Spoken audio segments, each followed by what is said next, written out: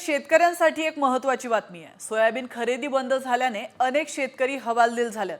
सरकारने खरेदी केंद्रांची मुदत वाढवून पुन्हा सोयाबीन खरेदी सुरू करावी, अन्यथा किसान सभा राज्यभर आंदोलन छेडणार असा इशारा किसान सभेच्या अजित नवले यांनी सरकारला दिला। किसान सभा याबाबत इशारा देते की सरकारने या प्रश्नाबाबत तातडीने हस्तक्षेप करावा, मुदत वाढवावी, निधीची उपलब्धता करून द्यावी आणि सोयाबीन आधारभावापेक्षा जास्त किमतीने खरेदी होईल यासाठी पावलं टाकावीत।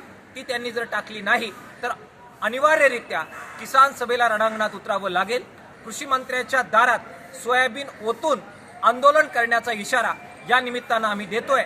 शेतकऱ्यांसाठी एक महत्त्वाची बातमी आहे। सोयाबीन खरेदी बंद झाल्याने अनेक शेतकरी हवालदिल झालेत।